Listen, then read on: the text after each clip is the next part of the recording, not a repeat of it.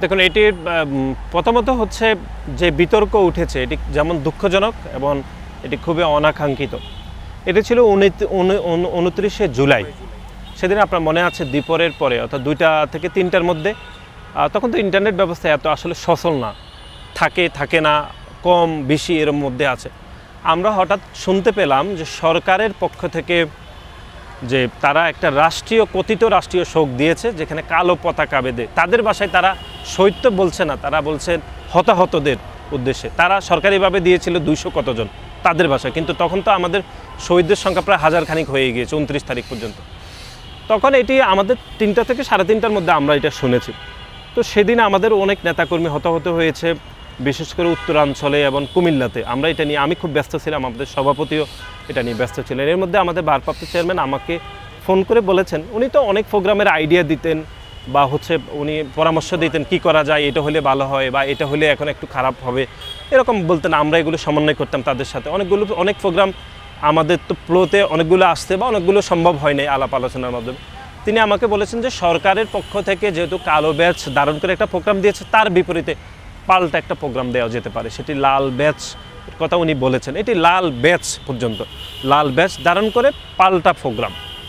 তো এটা আমাকে বলার পরে আমি আমাদের সভাপতিকে এটি জানিয়েছিলাম, রাকিব ভাইকে, যে চেয়ারম্যান স্যার এটা বলেছে আমাদেরকে। তো উনি বলেছে ঠিক আছে, তাহলে আমরা ওদের সাথে আলাপ করি। আমি শুরুতে কাদের যেহেতু তখন সবচেয়ে গুরুত্বপূর্ণ দায়িত্বে ছিলেন, বলছে গেলে আমরা কাদের সাথে সেকেন্ড লেয়ারের মানে ওরা অ্যারেস্ট হওয়ার পরে আমরা তার সাথে সমন্বয় করতাম। মাহিন ছিলেন, রিপাত রশিদ, হান্নান, আরও অনেকেই ছিলেন। তো আমি কাদেরকে প্রথম ব্যক্তিগতভাবে ফোনে আমি বললাম যে আমাদের ভারপ্রাপ্ত চেয়ারম্যান আমাকে এই প্রোগ্রামের আইডিয়াটা দিয়েছেন, কালো ব্যাচের বিপরীতে লাল ব্যাচ ধারণ করে একটা প্রোগ্রাম করা যেতে পারে। উনি বলছেন এটা করা যেতে পারে কিনা তুমি আলাপ করো। কাদের বলছে ভাই এটা খুবই ভালো হবে, তাহলে আমরা একটু আলাপ করি ওদের সাথে।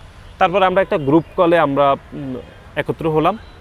এর আগে তাদেরকে বলেছে, বলার পরে আমরা একটা গ্রুপ কলে এই প্রস্তাবটা দিয়েছি। সেখানে গ্রুপ কলে তো অনেকেই ছিল, এখানে এটার পজিটিভ নেগেটিভ দিক নিয়ে আলাপ হচ্ছিল। শুরুতেই বলা হয়েছিল যে আমরা আপনাকেও আজকে স্পেসিফিক করছি যে কালো ব্যাচের বিপরীতে লাল ব্যাচ ধারণ করে প্রোগ্রাম এটি হওয়া যায়, এটি বিষয়ে ঐক্যমত হয়েছে।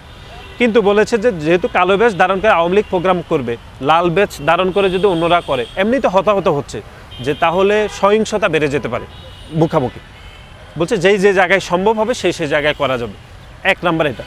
2 নম্বর বলছে যদি এটা কোথাও যদি সম্ভব না হয়, ঠিক আছে, তাহলে কি করবে? তাহলে আমরা প্রস্তাব দিলাম, আমাদের মধ্যে থেকে কেউ একজন বলেছে তাহলে লাল ব্যাচ ধারণ করে মাথায় অথবা মুখে যে ছবি পোস্ট দিবে। দেখুন এগুলো খুবই আলোচনার মধ্যে হচ্ছে। তো অনেকে বলছে এই তো আলাপ করতে করতে আসলে সন্ধ্যা হয়ে গেছে, মাগরিব শেষ হয়ে গেছে, এর মধ্যে আমরা আরও কয়েকবার আলাপ করছি। অনেকে বলছে এই সময়ে লাল কাপড় সংগ্রহ করা অনেকের পক্ষে আদৌ তো কঠিন, এখনকার মতো তো তখন রাস্তায় বের হওয়া যাচ্ছে না, তারপরে হচ্ছে গেলে অ্যারেস্ট হচ্ছে, যোগাযোগ বন্ধ, দোকান বন্ধ। সর্বশেষ প্রস্তাবটা আসছিল আলোচনার মাধ্যমে, ঠিক আছে যে এই দুটিও যদি সম্ভব না হয় তাহলে অন্তত প্রতীকী প্রতিবাদ হিসাবে ফেসবুকে লাল প্রোফাইল করা হবে বা লাল কিছু দিয়ে পোস্ট করা হবে। দেখুন 3টা প্রস্তাব। প্রথম হচ্ছে লাল ব্যাচ ধারণ করে, আপনি বলেন, হ্যাঁ লাল ব্যাচ ধারণ করে প্রোগ্রাম করা হবে, আবার লাল কাপড় বেঁধে প্রোগ্রাম করা হবে। এই দুটোও যদি সম্ভব না হয়, অন্তত 3টা যে তারা প্রতিবাদ করবে অন্তত সামাজিক যোগাযোগ মাধ্যম। আপনার মনে রয়েছে 30 তারিখ সকালবেলা আপনি খেয়াল করে দেখেন, আমাদের জাহাঙ্গীরনগর বিশ্ববিদ্যালয়ে আমাদের স্যাররা কিন্তু লাল ব্যাচ ধারণ করে সকালে প্রোগ্রাম করেছে। এবং শুরুতে সন্ধ্যার পরে অনেকে লাল কাপড়, এটি সম্ভব হয়নি, অনেকের বাসায় তো লাল কাপড় নাই, আর লাল কাপড়টা তো বাঁধতে হলে মোটামুটি কাপড়টাও থাকতে হবে, অনেকে ছবি পোস্ট করেছে। কিন্তু এটা দুইটা যেহেতু কম্পারেটিভলি একটু কঠিন ছিল সংগ্রহ করা, প্রোগ্রাম করা, এজন্য অনেকে লাল প্রোফাইল দিয়ে এটা করেছে। পুরো প্রক্রিয়াটা কিন্তু আলাপ আলোচনার মাধ্যমে হয়েছে। আমরা প্রস্তাব করেছি, কিন্তু সেখানে আমরা সমন্বয় করেছি, কাদের অন্যদের সাথে আলাপ করেছে, ও অনেকের সাথে আলাপ করেছে, আমরা আবার অনেকের সাথে আলাপ করেছি। যখনই সিদ্ধান্তটা হয়েছে 3টা, তখনই একটা কনফিউশন তৈরি হয়েছে। আপনি জানেন যে লাল কিন্তু বিপ্লবের রং, একই সাথে লাল কিন্তু উৎসবের রঙও। আমাদের উপমহাদেশে লাল উৎসবের রং, আবার ইউরোপের অনেক দেশে কিন্তু লাল উৎসবের রং না, সেখানে কমলা কালার। দেখুন বিশ্বকাপ বা ইউরোপের লিগগুলো জিতে তারা কমলা কালার, হ্যাঁ।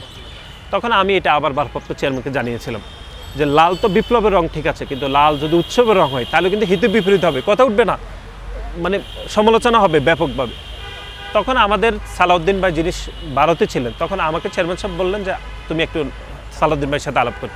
আমি সালাউদ্দিন ভাইয়ের সাথে আলাপ করলাম, উনি আমাকে কনফার্ম করলেন যে লাল সারা বিশ্বে সমাদৃত না যে এটি উৎসবের রং। অনেক অনেক দেশে কমলা রঙিন দিয়ে উৎসব করা হয়, কিন্তু লাল যে বিপ্লবের রং এই বিষয়ে কোনো সন্দেহ নেই, লাল হতে পারে। আমি আবার আমাদের কাদেরকে বললাম যে সালাউদ্দিন ভাই এটা বলেছে, তোমরা এটা নিতে পারো, আমাদের সালাউদ্দিন ভাই কিন্তু পড়াশোনা খুবই ভালো, একদম আমি এটাই বলেছি। আপনি ওকে জিজ্ঞেস করেন যে ও বলছে ভাই আমিও দেখেছি, আমাদের কয়েকজন দেখছে, বলছে লাল বিপ্লবের রং, আমরা এটা দিবই।